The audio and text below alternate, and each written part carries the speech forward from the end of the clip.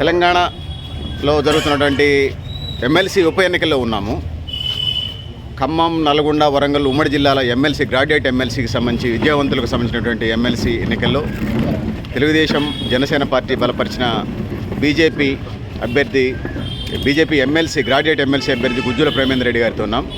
సార్తోనే ముచ్చటించే ప్రయత్నం. సార్ చెప్పండి, ఇది కావాలని బీఆర్ఎస్ తీసుకొచ్చిన ఉప ఎన్నికనా, లేకపోతే జనరల్గా ఏం జరిగింది? ఎవరైనా చనిపోతేనో లేకపోతే సిక్ అయితేనో రాజీనామా చేస్తూనే ఉంటుంది. ఎందుకు ఎమ్మెల్యేకి వెళ్ళి ఇక్కడ ఎందుకు రాజీనామా చేసి ప్రజాధనాన్ని 100 కోట్లు ఎందుకు దుర్వినియోగం చేస్తూ ఉంది బీఆర్ఎస్ పార్టీ కానీ పల్లారాజేశ్వర రెడ్డి కానీ? ఎలా భావిస్తున్నారు? స్పందించండి.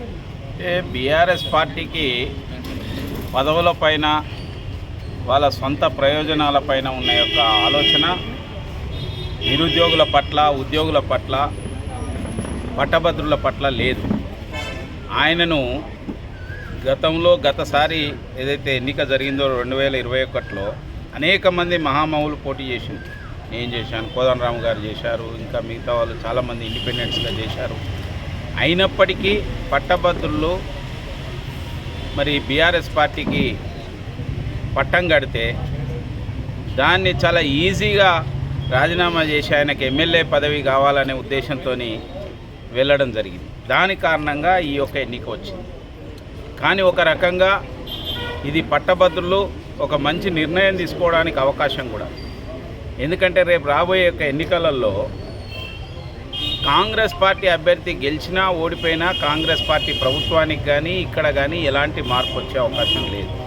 అధికార పార్టీ నుంచి గెలిచే వ్యక్తి గుంపులో గోవిందా, అక్కడ ఏమీ చేసే యొక్క అవకాశాలు లేవు.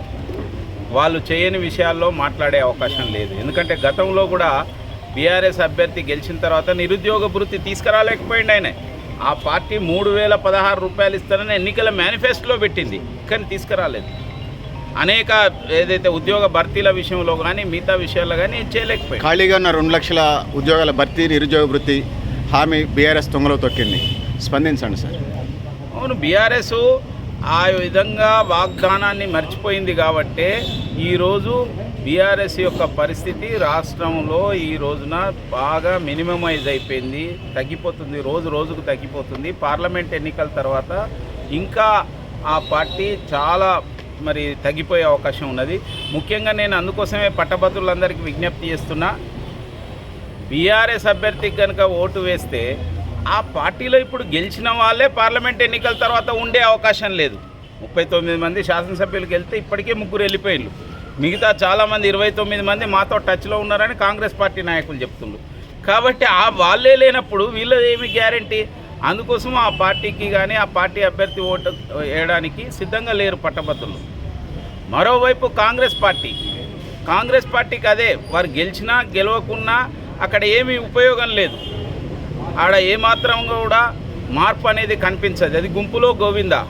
అందుకోసమే పట్టభద్రుల పక్షాన కానీ ఒక విధానం విషయంలో కానీ దేశవ్యాప్తంగా జరుగుతున్న అనేక యొక్క అభివృద్ధి కార్యక్రమాల విషయంలో కానీ మన ప్రాంతంలో న్యాయం చేయడానికి కానీ బీజేపీ అభ్యర్థిగా నన్ను గెలిపిస్తే నేను మీ యొక్క గొంతుగా, మీ మాటగా, మీ ఆలోచనగా మీకు ఉన్న యొక్క విషయాలను స్పష్టంగా వెల్లడించి మీకోసం పోరాటం చేస్తా అనేది నేను ఈ సందర్భంగా. ఖమ్మం జిల్లాకి గిరిజన యూనివర్సిటీ ప్రధానమైన డిమాండ్గా ఉన్నది. గార్ల ప్రాంతానికి సంబంధించి, బయ్యారం ప్రాంతానికి సంబంధించి, ఉక్కు ఫ్యాక్టరీకి సంబంధించి డిమాండ్గా ఉంది. ఇంకా స్కిల్ డెవలప్మెంట్ ప్రోగ్రామ్కి సంబంధించి డిమాండ్ అటు బీఆర్ఎస్ని కానీ కాంగ్రెస్ని కానీ బీజేపీని కానీ యువత, ముఖ్యంగా చదువుకున్న యువత నిరుద్యోగం ఎదుర్కొంటున్నటువంటి పరిస్థితుల్లో ఇది అడుగుతూ ఉన్నారు. ఇంకా ఖమ్మం జిల్లాకి రావాల్సినటువంటి కొత్త ప్రాజెక్టులకు సంబంధించి అడుగుతున్న నేపథ్యంలో మీరు ఒకవేళ గెలిస్తే ఖమ్మం జిల్లాకి ఏం చేయబోతున్నారు? తప్పక మీరు చాలా మంచి ప్రశ్న వేసిండ్రు.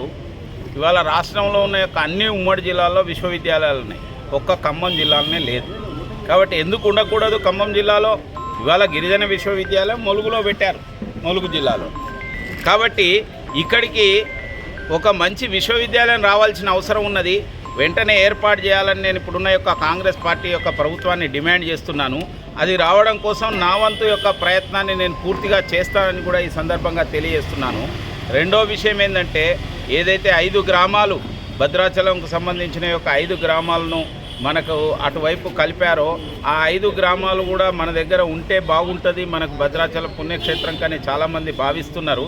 కాబట్టి దాని విషయంలో కూడా నా వంతు ప్రయత్నం చేస్తానని నేను ఈ సందర్భంగా తెలియజేస్తున్నాను. సార్, ఉమ్మడి 3 జిల్లాలకు సంబంధించినటువంటి ప్రధానమైన డిమాండ్స్ని మీరు గెలిస్తే వాటిని వరంగల్ టెక్స్టైల్ పార్క్ కానీ, ఖమ్మం జిల్లాకి సంబంధించి సీతారాం ప్రాజెక్ట్ దగ్గర నుంచి, లేకపోతే స్కిల్ డెవలప్మెంట్ ప్రోగ్రామ్స్కి సంబంధించి ఇతర బీడీ ఫ్యాక్టరీ దగ్గర నుంచి, తునికాకు ఫ్యాక్టరీ దగ్గర నుంచి వీటిని తీసుకొచ్చే ప్రయత్నం చేస్తారా మీ గళాన్ని చట్టసభల్లో లేకపోతే శాసనసభ దాంట్లో? ఇందులో ఇది మొత్తం ఎమ్మెల్యేలు, ఎంపీలు, తర్వాత ప్రభుత్వము, మంత్రులు చేయవలసిన పనులు ఇలా చాలా ఉన్నాయి. నా వైపు అయినా నేను ఒక పట్టభద్రులకు నాయకత్వం వహించే వ్యక్తిగా తప్పక వీటిపైన గొంతెత్తుతాను. టెక్స్టైల్ పార్క్ ఇప్పటికే కేంద్ర ప్రభుత్వం మంజూరు చేసింది. దానికి సంబంధించిన యొక్క నిధులు సరైన విధంగా కనుక రాష్ట్ర ప్రభుత్వం చేస్తే తీసుకురావడానికి ప్రయత్నం చేస్తాం. రెండోది, స్టీల్ ఫ్యాక్టరీ విషయంలో ఫీజిబిలిటీ లేదని ఇప్పటికే అనేక నివేదికలు చెప్పినాయి. అయితే దానికి ఆల్టర్నేటివ్గా ఏం చేస్తే ఈ ప్రాంతంలో ఉపాధి ఉద్యోగ అవకాశాలు డెవలప్ అవుతాయి. ఏదైతే నరేంద్ర మోడీ గారి యొక్క స్కిల్ డెవలప్మెంట్, స్కిల్ ఇండియా అనే యొక్క కార్యక్రమంలో అనేక మందికి మరి ఏదైతే నైపుణ్యతను ఇవ్వడం ద్వారా రాబోయే రోజుల్లో వాళ్ళకు ఉద్యోగ ఉపాధి అవకాశాలు, ఉద్యోగం కోరడం కాదు, అవసరమైతే ఉద్యోగం ఇచ్చే స్థితికి రావాలని ఏదైతే నరేంద్ర మోడీ గారు చెప్పిన మాట ఉందో అటువంటి విధంగా ఇక్కడ ఉండే యొక్క మరి యువతీ యువకులను తయారు చేసే ప్రయత్నం నేను చేస్తాను. దాంతవరకు సార్, కేంద్రంలో మీరే ప్రభుత్వంలో ఉన్నారు, సంవత్సరానికి 2 కోట్ల ఉద్యోగాలు ఇస్తానన్నారు. 2 కోట్ల ఉద్యోగాలకి ఉన్న ఫ్యాక్టరీలు, ఉన్న ప్రభుత్వ రంగ సంస్థలు అమ్ముతా ఉన్నారని బీజేపీ మీద అటు వామపక్షాలు కానీ కాంగ్రెస్, బీఆర్ఎస్ విమర్శ చేస్తుంది. దీని మీద స్పందించండి. అది కేవలం అబద్ధ ప్రచారం.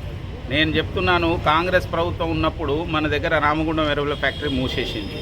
ఇవాళ రామగుండం ఎరువుల ఫ్యాక్టరీని 6,300 కోట్లు పెట్టి ఇవాళ ఓపెన్ చేసింది నరేంద్ర మోడీ ప్రభుత్వం. ఆ విధంగా 5 ఫ్యాక్టరీలను దేశవ్యాప్తంగా ఇవాళ ఎరువులు పూర్తిగా మన తెలంగాణకే కాదు దక్షిణ భారతదేశానికి రైతులకు ఏ కొరత లేకుండా ఉండే విధంగా తీసుకురావడం జరిగింది. ఏవైతే అవసరం ఉన్నాయో వాటిని పునరుద్ధరించడం కానీ, కొత్త ఏర్పాటు చేయడం కానీ, ఏవైతే అవి లాస్లో ఉండి ఏవైతే దాని యొక్క అవసరం లేదో అటువంటి వాటిని మూసేయడం. ఇది ఈ యొక్క నరేంద్ర మోడీ ప్రభుత్వ విధానం. తప్పక నరేంద్ర మోడీ యొక్క ప్రభుత్వంలో డెవలప్మెంట్ అనేది ఇవాళ గ్రోత్ రేట్ పెరిగిందంటే ఎలా పెరిగింది, ఆర్థిక పరిస్థితి ప్రపంచంలో మనం 11వ స్థానం నుంచి 5వ స్థానానికి వచ్చినామంటే డెవలప్మెంట్ అనేది నడుస్తున్నది. ధనికులు మరింత ధనికులు అవుతున్నారు, పేదలు మరింత పేదలు అవుతున్నారు. కాబట్టి అంటే ప్రపంచంలోనే 200కు పైగా దేశాల్లో భారతదేశం 5వ ఆర్థిక వ్యవస్థ నుంచి 3వ ఆర్థిక వ్యవస్థ వెళ్తుందంటున్నారు బీజేపీ ప్రభుత్వం. కాదంటలేదు, అంగీకరిస్తున్నాం. మరి 82 కోట్ల మంది ప్రజలకి రేషన్ కార్డు ద్వారా బియ్యం ఇస్తున్నారంటే బెంజ్ కార్లలో, అంబాసిడర్ కార్లలో వచ్చిన వాళ్ళు రేషన్ బియ్యం తీసుకోరు కదా. ఈ వేరియేషన్ ధనికులు మరింత ధనికులు అవుతున్నారు, పేదలు మరింత పేదలు అవుతున్నారని ప్రతిపక్షాలు గొడవ చేస్తున్నాయి. దీని మీద బీజేపీ ప్రతినిధిగా ఇప్పుడు 3 జిల్లాలకి, లేకపోతే మీరన్న 35, 39 అసెంబ్లీ కాన్స్టిట్యూన్సీకి ప్రతినిధిగా మీ పార్టీ ప్రతినిధిగా వెళ్తున్నారు. ఏమి విద్యావంతులు, మీరు నేనే కాదు విద్యావంతులకి ఏం సమాధానం చెప్పదలుచుకున్నారు? గతంలో ఇందిరాగాంధీ గారు ఉన్నప్పుడు గరీబీ హటావో నినాదం ఇచ్చి, ఇప్పుడు రాహుల్ గాంధీ కూడా గరీబీ హటావో అంటున్నారు. అంటే వాళ్ళ ప్రభుత్వం ఎన్ని రోజులున్నా గరీబీ అట్లే ఉండాలి, మేము హటావో అంటామని చెప్పడం తప్పితే, అదే నరేంద్ర మోడీ ప్రభుత్వం వచ్చిన తర్వాత ఈ 10 సంవత్సరాల్లో 25 కోట్ల మందిని పేదరికం నుంచి బయటికి తీసుకురావడం జరిగింది. కాబట్టి ఏదైతే అదేవిధంగా 2 కోట్ల మంది ఇన్కమ్ ట్యాక్స్ పేయర్స్ ఉంటే వాళ్ళ 10 కోట్ల మంది ఇన్కమ్ ట్యాక్స్ పేయర్స్ అయింది.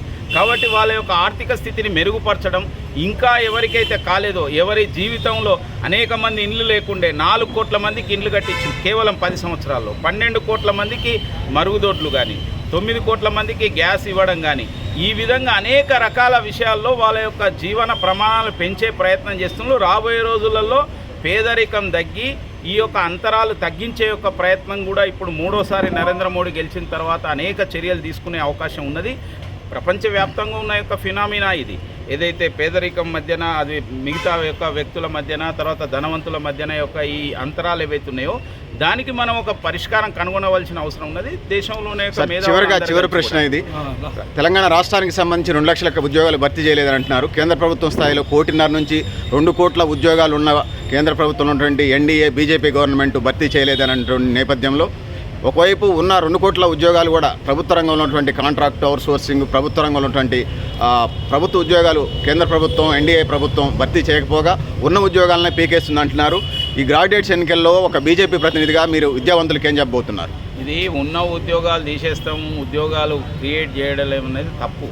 ఇటీవల నరేంద్ర మోడీ గారు 10 లక్షల ఉద్యోగాలు, నెలకు 70,000 చొప్పున కంటిన్యూస్గా 10 లక్షల ఉద్యోగాలకు ఆర్డర్ ఇవ్వడం జరిగింది. ఏదైతే అపాయింట్మెంట్ లెటర్స్ ఇవ్వడం జరిగింది.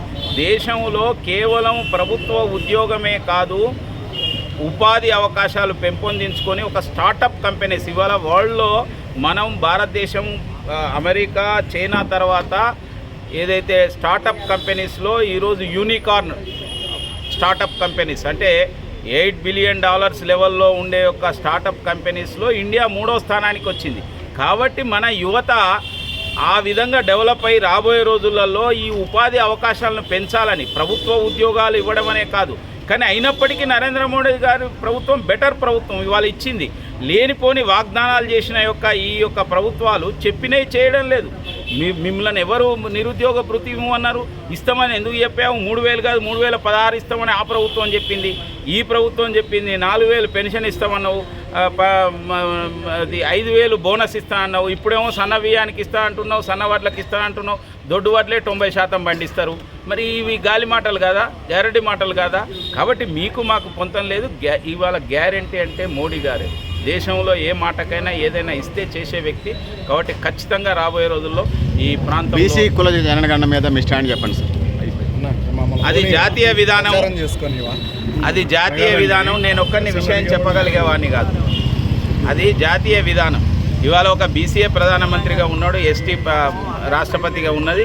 కాబట్టి సామాజిక న్యాయం, సామాజిక సమానత కోసమే ఇవాళ Bharatiya Janata Party. Sir all the best sir. మీ పార్టీ శ్రేణులన్నీ చాలా జోష్గా ఉన్నాయి. చాలామంది ధనికులున్న పెద్దవాళ్ళు అంటే వీళ్ళందరూ అన్నా కూడా ధనవంతులు, పెట్టుబడులు పెట్టేవాళ్ళు ఎంతమంది ఉన్నా కూడా పార్టీలో అనేక సంవత్సరాలుగా పనిచేస్తున్నటువంటి మీకు ఇచ్చినందుకు మీ పార్టీ శ్రేణులందరూ చాలా సంతృప్తికరంగా, హ్యాపీగా, జోష్గా ఉన్నాయి. ఎందుకంటే మాకు కూడా భవిష్యత్తులో అవకాశాలు వస్తాయని మీకు ఎన్నికల్లో ఆల్ ద బెస్ట్ చెప్తూ thank you sir. Thank you. అడగగానే మాకు టైం ఇచ్చినందుకు thank you sir. Thank you very much.